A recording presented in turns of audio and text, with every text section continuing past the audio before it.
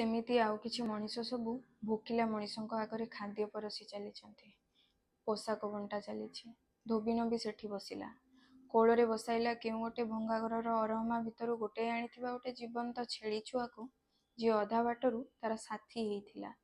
କେହି ଜଣେ ବାବୁ ତା ହାତକୁ ଖାଦ୍ୟ ପୁଡ଼ିଆଟିଏ ବଢ଼େଇ ଦେଲେ। ହାତ ବଢ଼େଇ ଆଣିଲା ଧୋବିନ। ଶୁଖିଲା ଆଖି ପାଣିଚିଆ ହେଲା। ଏମିତି କେତେ ଲୋକଙ୍କୁ ସେ ଅସମୟରେ ସାହାଯ୍ୟ କରିଛି, ଖାଇବାକୁ ଦେଇଛି, କାମ ଦେଇଛି, ବଞ୍ଚିବାର ରାହା ଦେଇଛି। ସେଥିପାଇଁ ସବୁଠି ତାର ବଢ଼ାତି। ହେଲେ ସେ ସବୁ ଫମ୍ପା ହାଣ୍ଡି ପରି ଭାଙ୍ଗିରୁଜି ଛାରଖାର ହେଇଛି। ସେ ଆଜି ଦାଣ୍ଡର ଭିକାରୀ, ଯାହାର ହାତ ଟେକାକୁ 100 ଲୋକ ଚାହିଁ ବସୁଥିଲେ, ସେ ଆଜି ହାତ ପାତୁଛି। ପୁଡ଼ିଆ ଖୋଲି ମୁହଁରେ ଦେଲା ଧୋବିନ। ଛେଳି ଛୁଆକୁ ବି ଖୋଇଦେଲା। ଛେଳି ଛୁଆଟା ତା ମୁହଁକୁ ଚାହିଁ ମେ ମେ ହେଉଥିଲା। ତାର ସେତାଳିଆ କୁନି କୁନି ନିରୀହ ଆଖିରେ ଅନେକ ପ୍ରଶ୍ନକୁ ପଢ଼ି ପାରୁଥିଲା ଧୋବିନ। ସେ ଯେମିତି ତାକୁ ପଚାରୁଥିଲା, ମୋ ମା କାହିଁ, ତୁ କିଏ, ମୁଁ କୁଆଡ଼େ ଯାଉଛି, ଏମିତି ଅନେକ କଥା।